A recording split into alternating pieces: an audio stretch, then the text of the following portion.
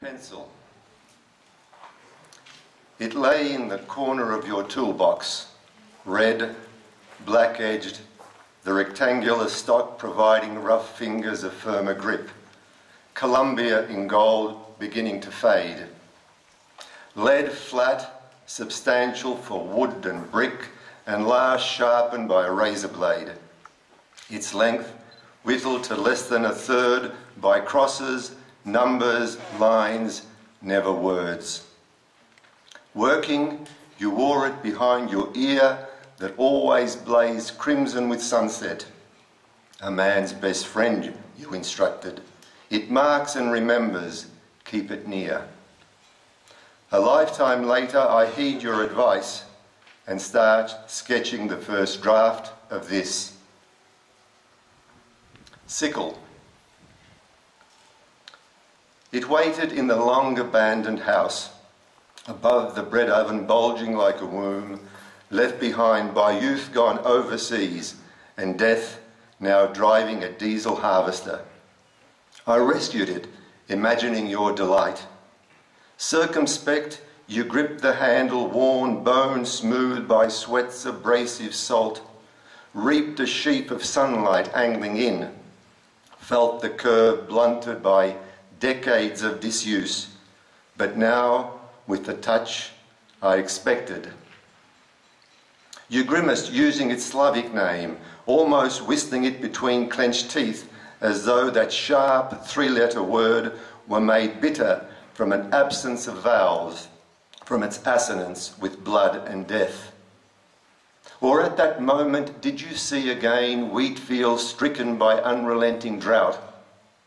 Hear again cicadas hard at their song.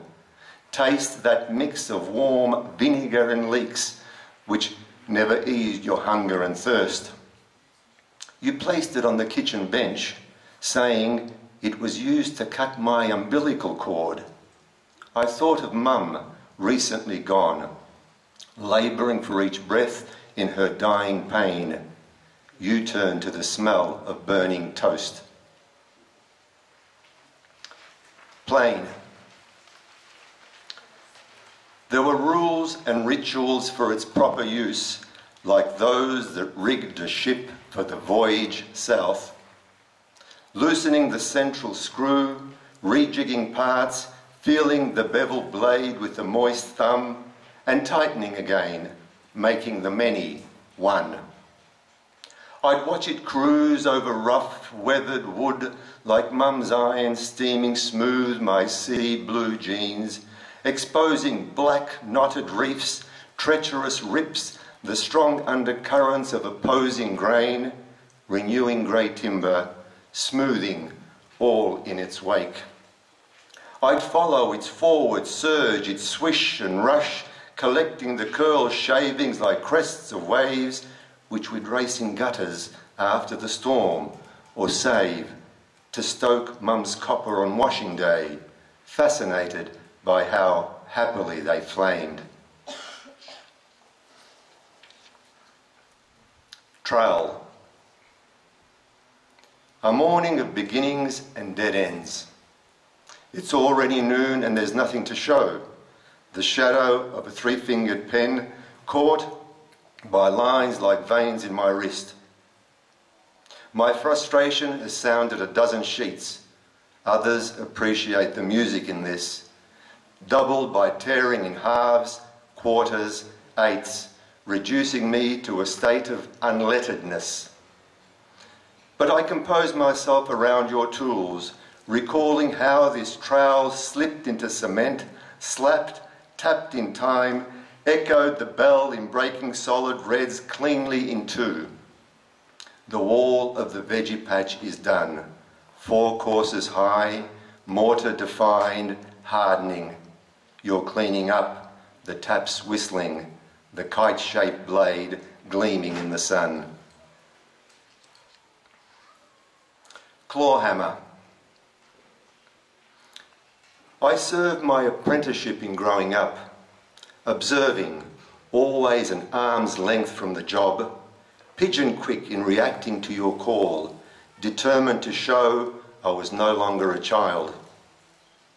They were days of hardwood, not pine, when you'd pick your ear with the nail's point, the wax of dark words soften steel, and hammer out a rhythm I knew by heart. Constrained at first, 3 steady taps, then harder, driving deeper, until halfway in, when you'd strike head to round head, each hit a signature of your until.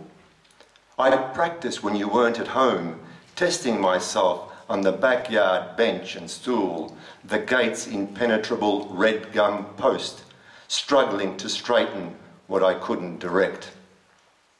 A son's apprentice to his father for life. That's why I'm finding new uses for this tool. Today, it's a gavel judging my work. Tomorrow, its claw will extract my mistakes.